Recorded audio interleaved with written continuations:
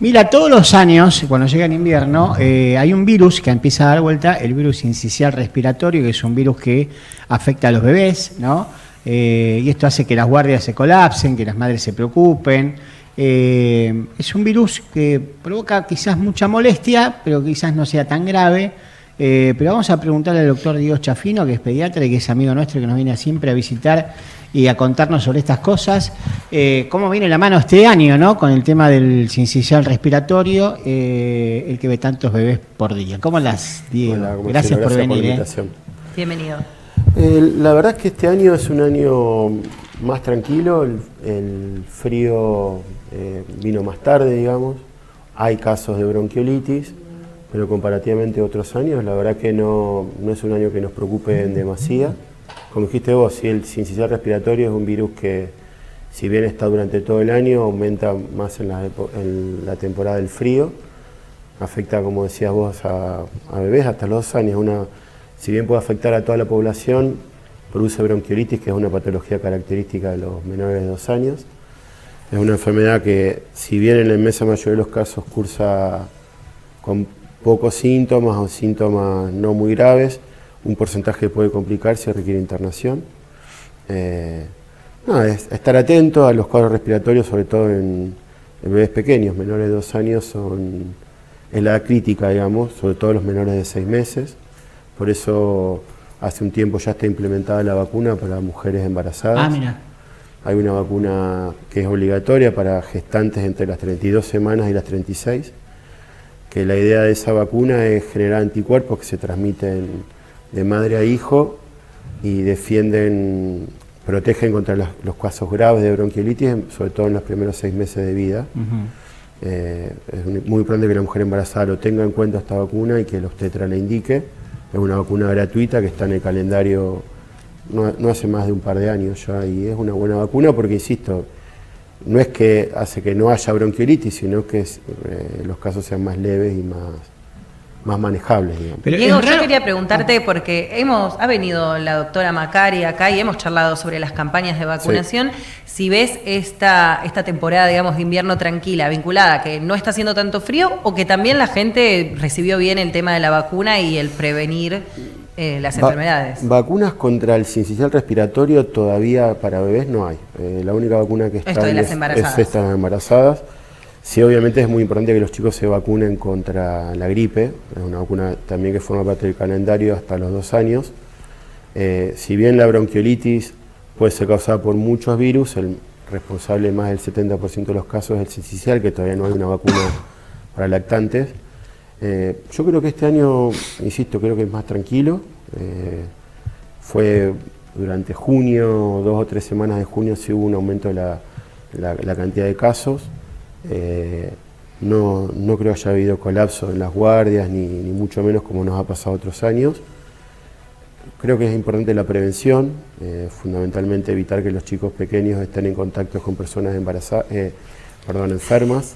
Es muy difícil a veces, porque los chicos van mucho más a guarderías ahora y a jardines maternales. Sí, entonces, o también uno que tiene la dificultad con el trabajo, quizá lo ves medio cachuzo, que en otra época lo hubieras dejado en tu casa y quizá lo mandas igual, y eso, bueno, es un foco de contagio enorme. Eso pasa, y hay muchos casos que directamente se contagian en los jardines maternales y en las guarderías. Como decías vos, sí, muchas veces los padres no tienen con quién dejar a los hijos y a veces concurren quizá no en las mejores condiciones. Eso creo que es importante tener en cuenta. Vos me decías de casos graves. ¿Qué sería un caso grave de sincicial respiratorio? Yo sé que, por ejemplo, se manifiesta con un silbido, ¿no? Que es muy clásico. Claro. ¿No? Generalmente el sincicial respiratorio afecta a los bronquiolos, pero la bronquiolitis es una enfermedad de los bronquiolos, que es la parte más pequeña de la vía aérea. En la bronquiolitis se produce una inflamación de la vía aérea y se contraen los músculos lisos, entonces la vía aérea disminuye el calibre, entonces el aire, en vez de salir por un calibre más grande, sale por uno más pequeño. Por eso el silbido. El silbido es el aire que pasa por una vía aérea más estrecha. ¿Qué pasa? A veces, como esto genera mayor dificultad respiratoria, el bebé tiene que luchar contra esa obstrucción, utiliza los músculos accesorios, por eso se agitan y están taquipnéicos. A veces llega un punto en el que se agotan, no pueden llegar a a vencer esa resistencia al pasaje del aire, entonces requieren oxígeno. Porque lo que se produce es una hipoxemia, bajan los niveles de oxígeno en sangre, entonces los pacientes terminan internados con la bigotera donde se les pasa por la cánula nasal, se les pasa oxígeno. En algunos casos la dificultad respiratoria es tanta que no se pueden alimentar, entonces uno tiene que alimentarlos a través de la vía endovenosa, a través de un suero. ¿Vos has visto casos así? Sí. Sí, ¿no? Hay chicos que terminan... ¿Pero por qué pasa eso? Porque la madre se deja estar, porque no... ¿La madre o el padre, Marcelo? Yo acá, disculpame, como feminista necesito que la responsabilidad sea de madre y padre. No necesariamente por eso, depende mucho de la virulencia del virus, no todos los virus tienen la misma virulencia, no todos los bebés tienen la misma capacidad de respuesta, es particularmente más grave en bebés prematuros, ¿sí? Los bebés prematuros o que tienen bajo peso o que tienen una patología asociada, por ejemplo una cardiopatía, tienen menor capacidad de respuesta. Son muchos los factores que intervienen.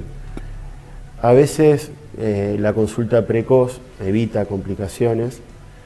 La bronquitis es una enfermedad que es muy, generalmente es autolimitada, digamos, empieza y termina sola. Las herramientas terapéuticas, bueno, usamos el salbutamol, que es un broncodilatador, que lo que hace es abrir la vía aérea y permitir que respire un poco mejor. Y en algunos casos es necesario corticoides para desinflamar la vía aérea.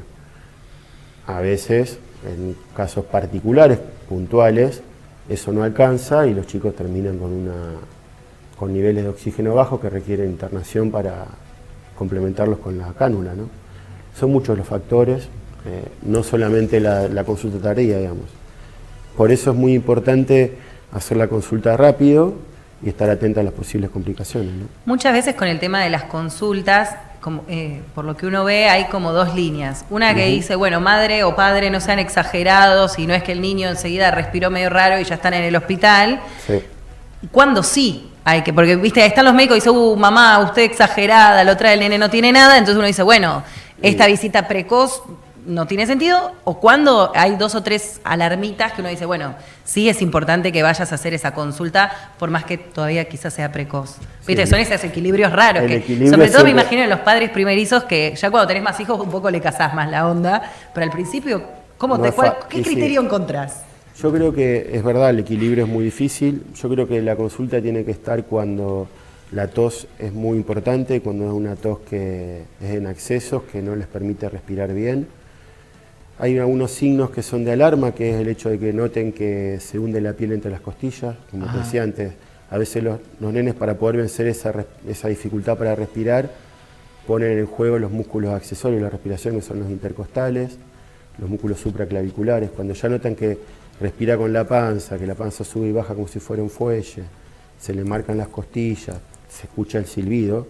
El hecho de escuchar el silbido es un signo de que la obstrucción es importante. Cuando no se alimentan, cuando notan que realmente un bebé cuando tiene una bronquiolitis y toma teta, toma y deja, ya cuando rechazan por completo la teta significa que no están respirando bien, cuando están muy irritables, cuando tienen una cosa que se llama sensorio alternante, cuando pasan de estar o muy irritables o dormidos, ¿sí? Cuando notan eso también es un signo de alarma.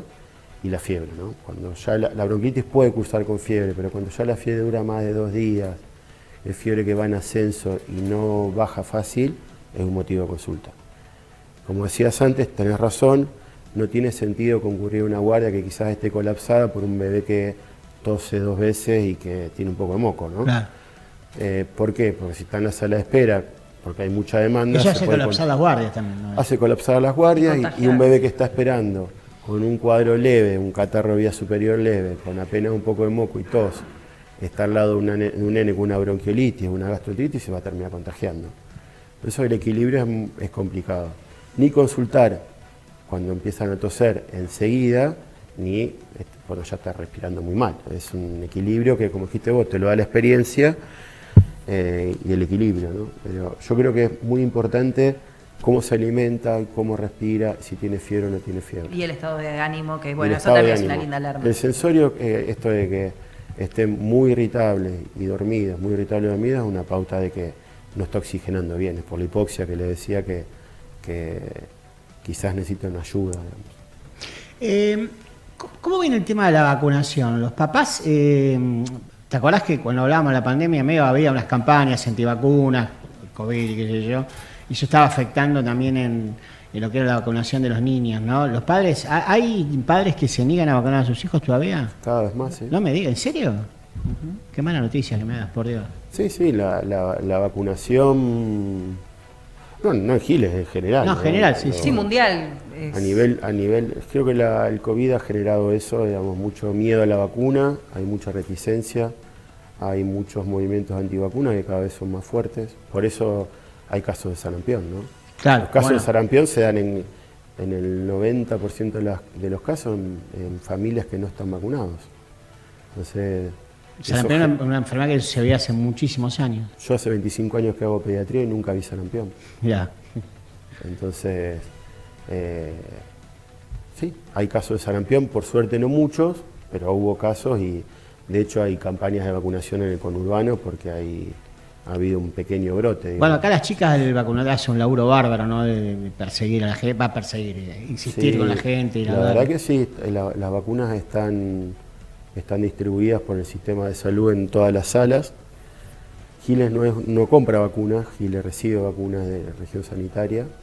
El que compra las vacunas es el gobierno nacional, lo distribuye en las provincias y a su vez las provincias se encargan de distribuirla por la región sanitaria en los distintos municipios. Digamos.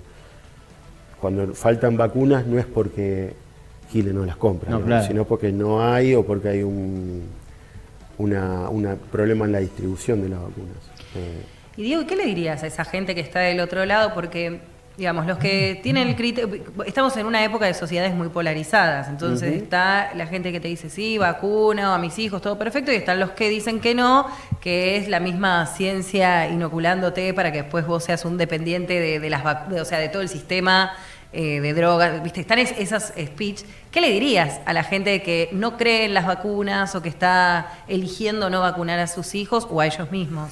Mira, los pediatras somos muy pro vacuna, digamos. Creo que yo soy muy respetuoso de las creencias de las personas, pero me parece que hay cierto egoísmo en eso, porque, a ver, se apoyan en el hecho de que la población en general esté vacunada, ¿sí? Entonces las vacunas lo que hacen es disminuir la circulación del virus, y mucho, en este caso pues estamos hablando de un virus, ¿no?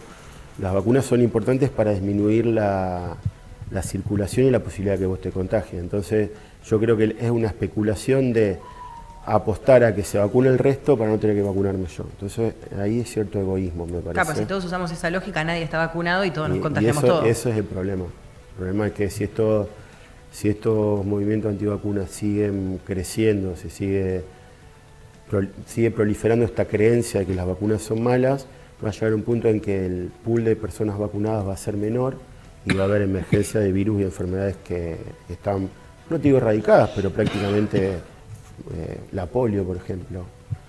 En Argentina no hay polio hace muchos años y la polio ha hecho estragos en la población. Sí. Entonces, si todos empezamos a pensar que la polio no existe y no me vacuno más porque ya no hay caso, van a emerger. Es lo que pasa en países más pobres que el nuestro, en África, bueno, hay problemas en Venezuela, hay problemas en Bolivia, que no quedan tan lejos, digamos. No, por supuesto. Y el hecho de los viajes hace que la gente esté mucho más en contacto con posibilidad de contagiarse y traer infecciones al país. A ver, lo hemos visto con el COVID sin ir más lejos, como de la China, que vos decís lejísimos nuestros, se esparció por el mundo. Por eso es muy importante no relajarse con el tema de la vacunación y que los estados, creo que eso es una obligación del Estado, digamos, la salud pública no se tiene que perder, tiene que seguir fuerte, independientemente de lo que uno piense políticamente. A mí me parece que la salud pública no tiene que relajarse, tiene que seguir trabajando porque depende del estado la vacunación de la población. Si dejamos que la población se vacune, se consiga las vacunas, vamos a estar en problemas, seguramente. Ya aprovechando que estás acá, quiero cerrar la nota con otro tema que para mí es muy importante, porque lo venimos siguiendo. Hay todo un tema con los pediatras, ¿no? Cada vez hay menos pediatras, cada vez los alumnos de medicina eligen menos la especialidad de pediatría. Y encima tenemos un ataque a la pediatría, que es el Hospital Garraham, ¿no? Se suspendió se sacó la residencia pediátrica, que es donde los médicos aprenden, ¿no? Realmente, ¿no? Están ahí en el hospital y viendo los casos, ¿no? Lo que no aprendes en la facultad lo aprendes ahí, ¿no? La residencia es la formación por excelencia de las distintas especialidades, digamos. Creo que yo hace 25 años, este año se cumplieron 25 años que empezó la residencia en el hospital donde le hice, que fue el Casa Cuna, y ahí aprendí a ser pediatra, digamos. Ahí aprendes. Y creo que el Estado nunca tiene que dejar de lado la salud, digamos, porque es un derecho y una obligación que tenemos, que el Estado tiene que tiene una obligación y un derecho de todos de tener salud, y la salud pública creo que no hay que negociarla. Sí, la pediatría está pasando por un momento muy complejo. Tengo amigas, una de mis amigas de la residencia es subdirectora del hospital Casa Cuna. Y me cuenta cuando hablamos que está cada vez más difícil conseguir médicos que quieran hacer pediatría. Cuando yo ingresé a la residencia hace ya muchos años, había mucha más gente que quería ser pediatra que los cargos que había disponibles para entrar a la residencia. Hoy es al revés. Y ahora a duras penas se llenan los cargos, digamos. Sí, va a haber un problema en no muy corto tiempo, digamos. Pero hay menos nacimientos también, sí, ¿no? La tasa de natalidad disminuyó muchísimo, más de la mitad. Lo vemos, hay mucho menos nacimientos, pero el pediatra es todavía una necesidad que por suerte va a seguir habiendo nacimientos, pero sí, los médicos jóvenes no están eligiendo, sobre todo las especialidades clínicas. Ahí va a haber un déficit muy grande también en médicos de familia, en gerontólogos, en clínicos. Se inclinan más a especialidades más, a ver, por ejemplo, no sé, terapia intensiva también va a ser un problema muy también grave. Es un problema, sí. Muy grave. Ese es un problema grave que hay, ¿no? Sí, porque el tema son las guardias, el hecho de estar de guardia no es atrayente, digamos. No, va sacrificado aparte, ¿no? Es muy sacrificado y los fines de semana y todo eso, entonces no va a ser complejo. Además, por más plata que te paguen una guardia de terapia, ni siquiera lo económico es atrayente, porque podés hacer otras cosas que te dejan más dinero, ¿no? Sí, a la estética, hay muchos se están enviando mucho a la estética, a todo lo que sea curso de ese tipo, y está costando y va a costar. Ya eso iba a preguntar si esta baja de profesionales es de la pediatría en sí, o medio que pienso en un joven hoy que dice, tengo que estudiar, no sé, 6, 7 años más la residencia, un montón para tener muchísima responsabilidad, poco dinero a cambio. Digo, como hay algo también de nuestra sociedad de hoy que no incentiva ni seduce a esos jóvenes profesionales. Digo, todos quieren ser influencers y youtubers, entonces el día de mañana no vamos a tener médicos que nos curen de nada. Carreras más, yo me acuerdo, yo atiendo bastantes adolescentes y todos los años 3, 4, 5 chicos iban a estudiar medicina, ahora muy pocos. Pero sigue siendo la universidad más elegida medicina. Sí, el tema son las especialidades, ¿no? Pero está bien, pero no son muchos los que se reciben, Marcelo. Claro. De cuántos entras, cuántos se reciben. Claro, muy bueno, poco. son 10 años de estudio. Y es un año del ingreso, son 6 años de carrera. Después las residencias son 3, 4. 4 años. Claro, sí, son 12 años. 12 años. Es mucho tiempo. Es mucho y tiempo. en la residencia, digamos, el problema con los médicos residentes es que están ganando 800.000 pesos, Sí. 1 millón de pesos. Y ya tenés 25, 26 años, digamos. Es muy difícil que te sigan manteniendo. Eso mismo iba a decir, toda esta baja de profesionales son carreras que demandan muchísimo, que tenés que tener una disponibilidad horaria muy amplia. Y bueno, venimos hablando también de situaciones económicas donde hablamos que muchos niños son pobres, que familias que no llegan a fin de mes. Bueno, repercuten todos los espacios de la vida social, sí, de la comunidad. Un médico residente ganaba en el Garrahan menos de 1 millón de pesos por mes y una familia tipo tiene que ganar 1.200.000 para no ser pobre, un médico es pobre. Claro. ¿Por qué me voy a esforzar 12 años y voy a ser pobre? Digo, esa pregunta yo la haría en 2 minutos. Digo, bueno, estudio algo que quiero ser un criptobro, digamos. ¿Por qué haría esto? El residente está en el hospital nada más. O sea, el médico recibido ya podés hacer hospital y después tu consultorio o clínica, lo que sea. Podés compensar con el tema es que un residente, te estoy hablando de la residencia cuando la hacía yo, ¿no? Te implica. Y yo hacía en la residencia entre 5 a 6 guardias por mes. Sí, claro. Y entraba a las 7 de la mañana y me iba a las 6 de la tarde a mi casa. ¿qué otro trabajo iba a tener? No, Claro. No ninguno. podía tener. No podés. Entonces, si vos tenés una familia, tenés 27, 28 años, tenés un par de hijos, tenés que alquilar, porque también la realidad es esa, digamos, es muy difícil para un médico joven. Entonces, lo que hace muchas veces es hacer una guardia o se buscan otra alternativa. Pero sí, va a haber un déficit de médicos seguramente. Bien.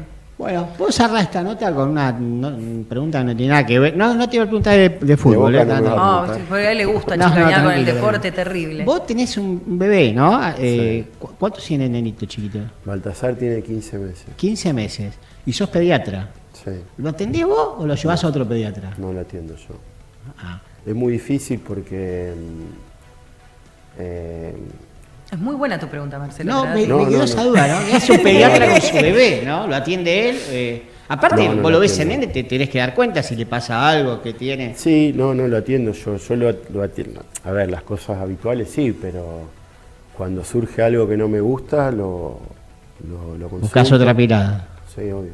Sí, no. Yo soy el padre, digamos. Qué difícil, ¿no? Separar el padre del pediatra, ¿no? Sí, es difícil. No sé, yo soy un padre grande ahora, digamos. Con Giovanni, que es el más grande, también me pasaba, no era el pediatra. Porque hay cosas que vos no querés ver Sí. y te sugestionás o dejás pasar. No sé ahora, pero cuando nació Giovanni, por ahí tu papá todavía está en actividad, ¿lo consultabas a tu hijo o ibas a otro? Mi viejo también, no, mi viejo se escapaba, ¿no? No, pensaba en claro, nada. era el nieto también. Yo Pasa que se pone lo emocional ahí en juego y no es Claro. lo uno de mismo. los errores, de los miedos más grandes que yo pasé siendo pediatra fue cuando recibí a mis 2 primeras sobrinas. Yo fui el pediatra que hizo la recepción. Bien. Esos fueron los momentos. Si vos me preguntás cuáles fueron los momentos de mayor estrés practicando en la medicina, fue eso. Nunca más recibí a ninguno de mis sobrinos ni nada por el estilo. Vos sabés que es una norma, debe ser una norma de lo que es la medicina, porque mi mamá era dentista Sí. y nunca quería atender a parientes, no, jamás. No, yo no, a Baltasar lo escucho así cada tanto que tiene todo, moco, pero cuando, por suerte sano, sanísimo, Sí. pero no me gusta. Gracias por venir y contarnos No, por todo. favor. Diego Chafino, nuestro amigo.